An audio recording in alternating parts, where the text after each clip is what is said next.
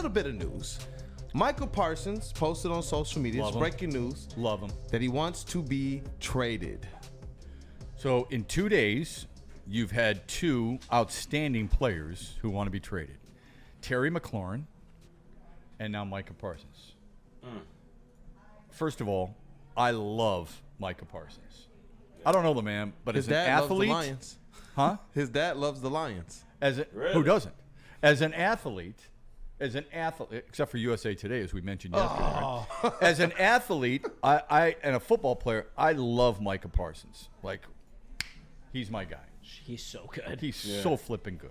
He is. It's not fair to call. I hate when people do this, and I don't mean to do it, but I hate when people automatically compare young players to all-time greats. Yes. Okay. So you guys never saw Lawrence Taylor play.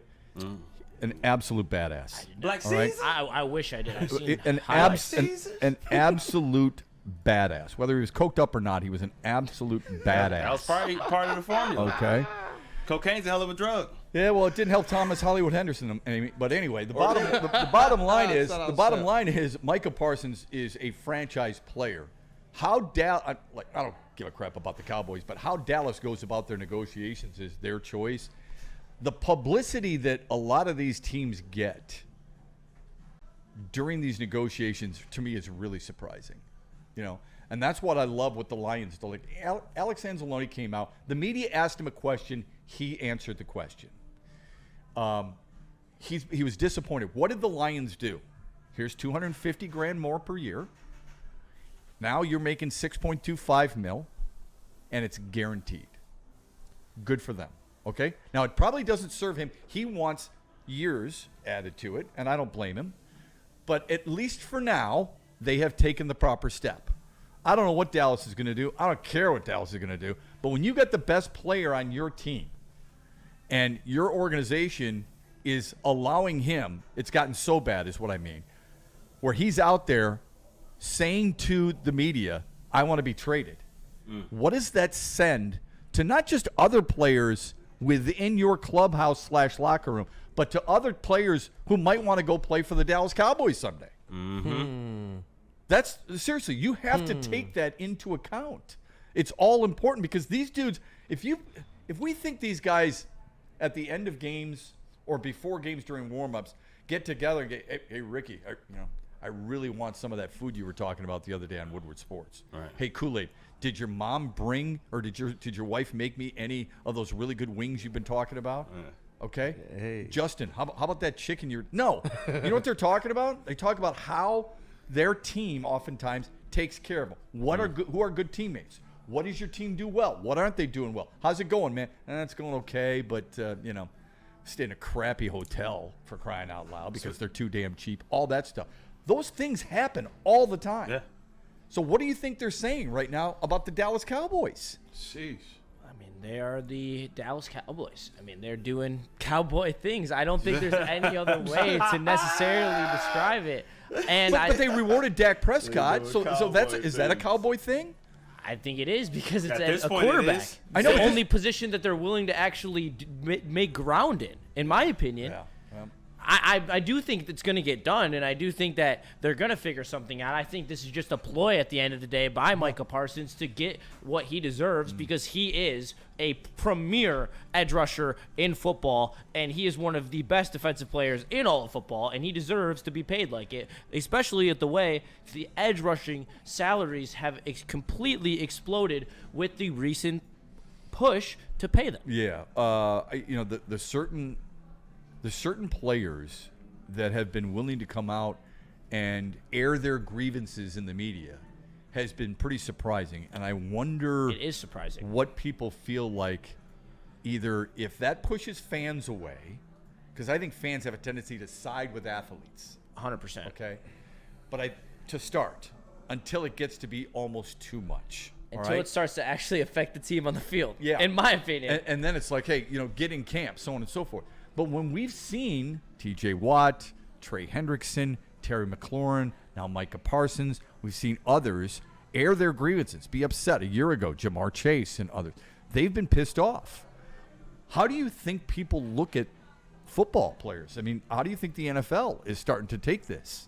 this is a little bit of a dangerous narrative going on right now. I think it is. It's extremely dangerous because how is this going to work with, to bring it back to the Lions, how is this going to work when it comes to Hutch, with his negotiations coming up? How is this going to work with J-Mo with his negotiations coming up? How about Brian Branch? Like, the list goes on, and I'm so curious because we are leaning so much towards the player power era, if you want to call it that, where these players have such a voice and such a power, and it seems like if you are anyone in this sport with legitimate impact on a team, you have a say out there to demand more money. Yeah, other sports allow it too. I mean, NBA guys are making decisions constantly. I don't think King does it's that to quite this a bit. effect, though. I just think the NFL is so huge. Like, the NBA is. I think huge. the NBA is those players, the star players, are much more influential than the star NFL players, for sure.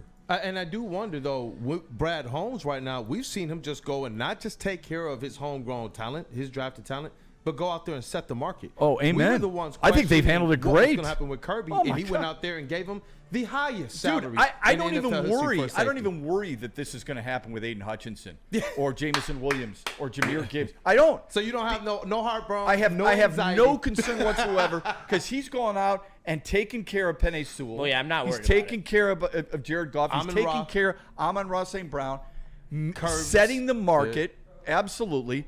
And he's probably already had, I know he's had discussions when people say, these are the guys we're going to keep. We're targeting these guys. To your point about the Tigers, the other segment, is we've got an idea of what it's going to take to keep these guys. And they're going to make sure they stay true to it. They handle their stuff the right way. Maybe that wasn't the case in the past. That's why, the rift you had with Barry Sanders, the rift you had, all the way back to Bobby Lane, the rift you had with Barry Sanders, the rift you had with Calvin Johnson, that is not the case any longer. The way the Lions operate is the way teams, not just football teams, teams in general should learn how to operate. Taking care of their guys before this kind of crap hits the media and then a polarization starts. I'm either in Camp Micah Parsons or Camp Dallas Cowboys. Then Jerry Jones, who loves himself some Jerry Jones. Where's the red Does light? he? Where's the red? There it is. Now I want to talk to you. Give me the microphone. Give me the camera. I'm going to tell you the real deal. That's how stuff starts and how bad blood begins. You preaching right now, man. And when you look at this thing with the Cowboys, they are the model for all dysfunction. Like, what are they? Are they good? Are they bad? Are they rebuilding? Are they competing for a championship? If I'm Parsons and I understand what I can be and I'm serious about at least trying to win, I'm trying to get out of there too. Because I don't know what their direction is right now. Every year you hear the media start to drum up things. Well, Yeah. they used to. Now all of a sudden it's just, those are the Cowboys. Yeah, but 2 years ago they won 12 games. 3 years ago they won 12 games. So I don't like them. I don't think they run a very good organization. I don't think they've spent their money properly. I wouldn't pay Dak Prescott that much money. No. They chose to. Okay, he's their starting guy. They drafted him. They've groomed him. Whatever. That's They brought back fine. Zeke. It was just like, what are they doing? That's You know a what? serious organization. You know what it makes me feel? It makes me feel like we're really lucky that we have the people in charge of the Lions. Yeah, about it. no. I mean that. I don't know if I ever thought, you guys, I don't know if I I ever was thought just I was about gonna say to. that. I know what you're about to say. I was about Okay. to ask you that. Did you ever Like, think you would ever say that? When I first started hosting sports shows in Detroit, there's no flipping way I ever would have thought I would have said what I What just year said. was that, Shep? That was too long ago. I think that you are right on. For me, I still am crashing out about the trade deadline where it's just completely different. Having that credit line that Brad Holmes has. And he did make a move when it counted last year. It would have been nice that we still had Hutch to complement with Zadarius Smith.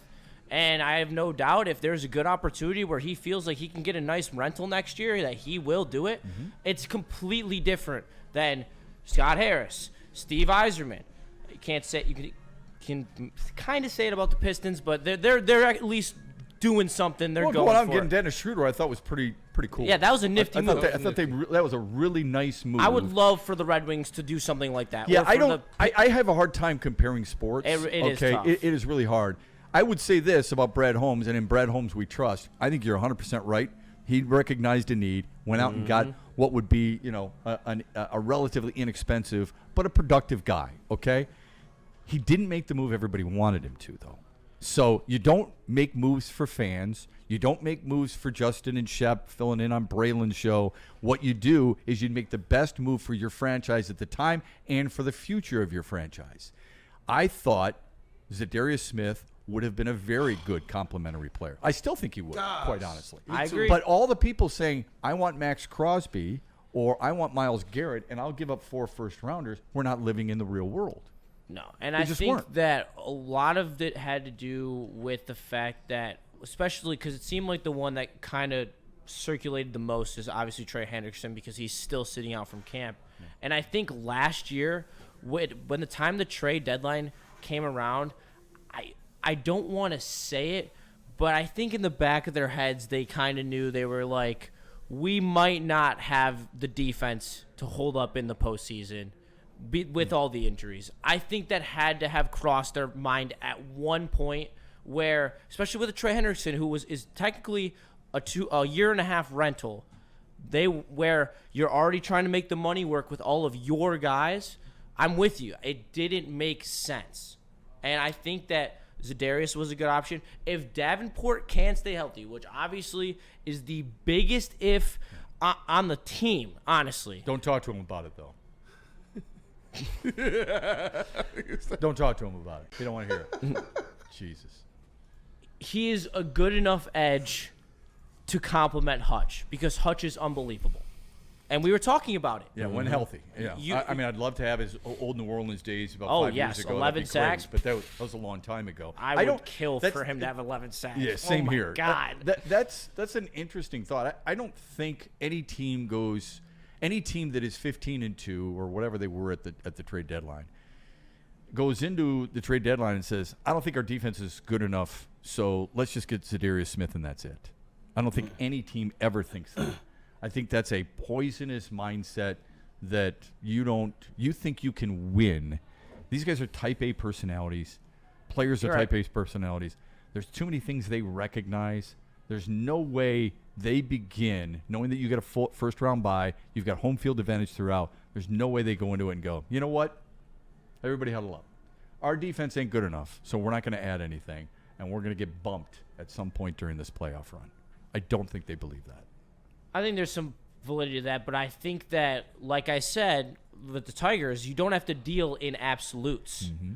There could have been more of a we need to capitalize on the window. They could have dealt in this fantasy land where they were willing to give up all this draft capital to go get a legitimate number 1 pass rusher because they were talking about it. So were they talking about it, or was the media talking about it? The media was talking about it. Yeah. That's fair. Yeah, they weren't talking. I don't remember Brad Holmes or anybody talking about going to get Max Crosby at one point. Not at all. Because to your point, unlike baseball, he did say he knocked on the door, but we don't know how serious it was. Yeah. Thank you for the reminder because I didn't remember that. And I believe they also knocked on the door about Garrett last year too. They knocked, but we just haven't known I think a lot of teams knock on a lot of doors and ask about a lot of names. I don't know how serious that gets, but okay. We have to realize, unlike baseball, there's a salary cap in football. Yes. And if you want your guys, Hutchinson, Gibbs, Branch, love Branch, want him for sure, Campbell, we all know who they've got coming up at some point. You also recognize, I can't afford that dude. Okay? So that requires deep thought on your current roster to shed money and bring the new money in. That's the reason I say that. It's interesting. I got a couple super chats here too. Shout out to Michael Wary in the chat. $5 super chat. Our problem is, he says, we are not hungry for the chip, and we're not thinking clearly, not looking at the cost to acquire said player or how it hurts us later on. Is he referring to the Tigers, do you think, Kool-Aid? Yeah, okay. Michael Wary definitely put the clarification in the chat. And Dante151, $1.99 super chat. He believes Jerry Jones is the NBA version of Donald Sterling. Ooh, wow. That's a lot. That's when you say Donald Sterling, I immediately think racist. I don't think Jerry Jones is that. I don't feel that. No, not at all. Jerry Jones has won a championship. For what that's worth, I'm not a fan. Okay, because I like my owners and general managers heard and not seen. Okay? I don't need to see my owner all the time going for a microphone. I thought he might say it's the equivalent of Mark Cuban, because Mark Cuban loved himself some television and radio does. as well, right? I kind of like Mark Cuban, though. Do you? A little bit. I definitely like it more than Jerry Jones. I think it helps when you do win. It helps when you win. It And does. Mark Cuban won that ring. Winning cures all, doesn't it? I appreciate the fact that how aggressive Mark Cuban is for what he wants.